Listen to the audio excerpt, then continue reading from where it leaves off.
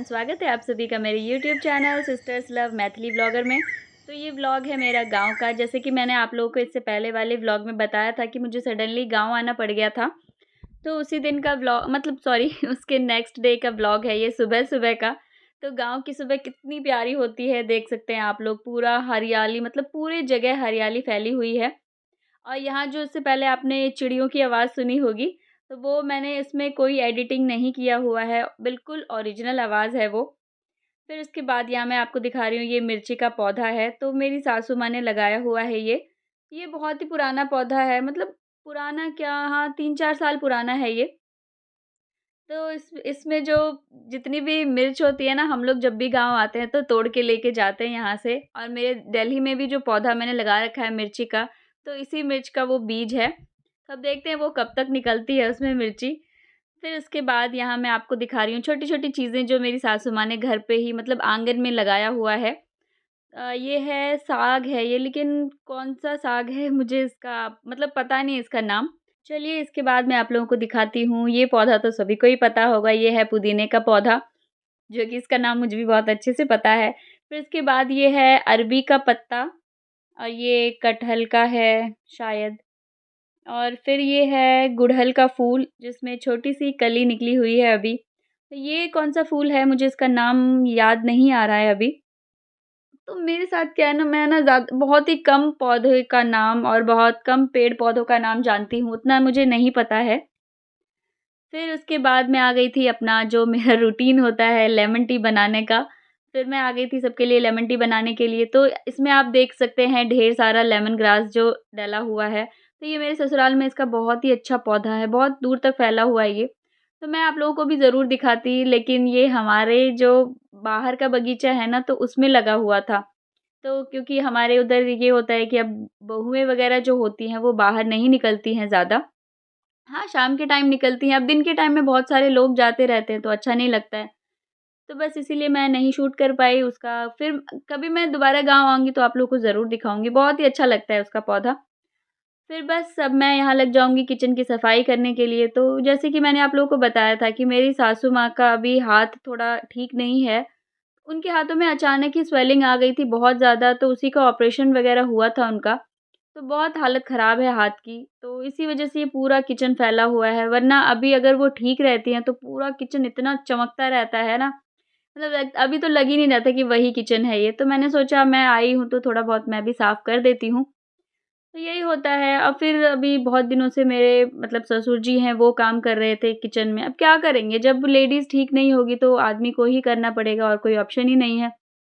तो आदमी कितना ही देखेगा, घर-बाहर सब देखना होता है, तो बस इसीलिए पड़ा हुआ था, तो मैंने सोचा चलो थोड़ी बहुत सफाई कर लेती हूँ। तो ये जो हमारा अभी किचन है, तो हमने अभी प्रॉपर तरीके से नहीं बनाया है। अभी हमारा गाँव का मकान है, आधा-अधूरा बना हुआ है, उसको पूरा बनाएँगे, लेकिन अभी उसमें थोड़ा टाइम लगता है।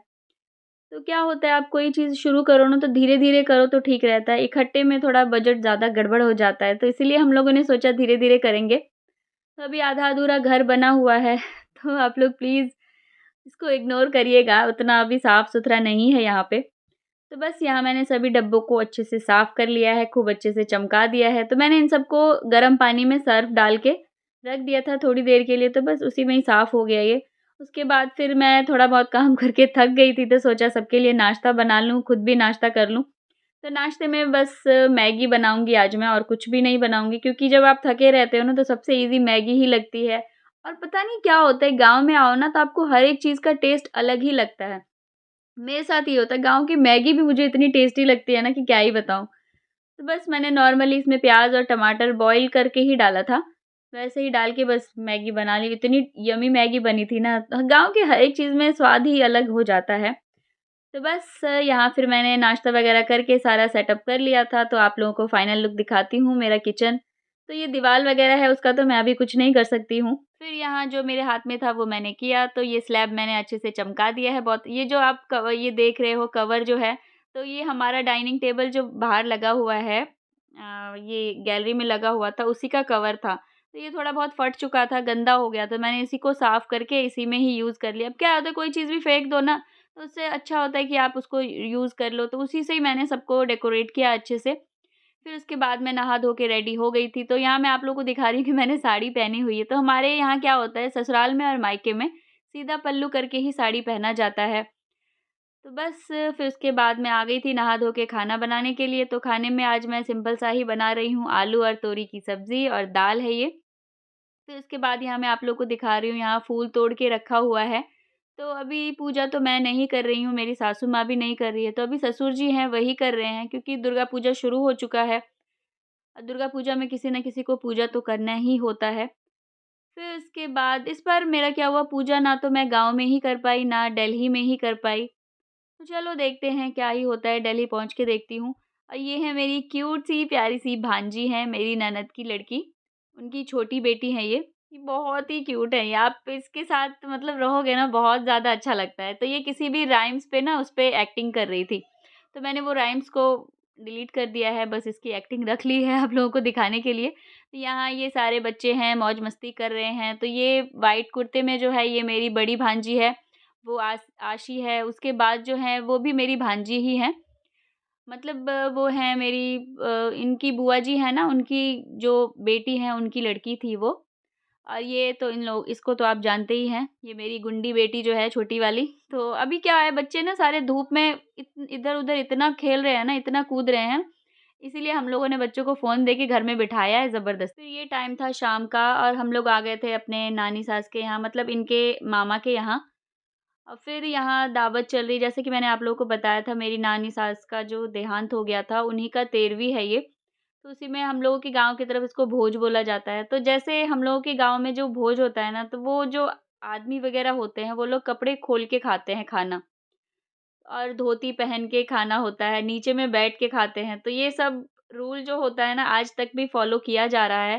तो बहुत तरफ नहीं हो रहा है, क्योंकि टेबल कुर्सी का ज़माना आ गया है, बहुत लोग टेबल कुर्सी भी यूज़ करते हैं, क्योंकि हर एक का शरीर आजकल एक जैसा नहीं होता है, कोई आप नीचे बैठ पाता है, कोई नहीं बैठ पाता है। तो जो नहीं बैठते वो उनके लिए टेबल कुर्सी है। और क्या होता है, हमारी तरफ जो खाना परोसते हैं ना, तो वो भी बगैर कपड़े के और धोती पहन के परोसते हैं। तो इसीलिए मैंने आपको छोटा-सा ये क्लिप दिखाया है। तो चलिए इसी के साथ मैं अपने व्लॉग का करती हूँ एंड।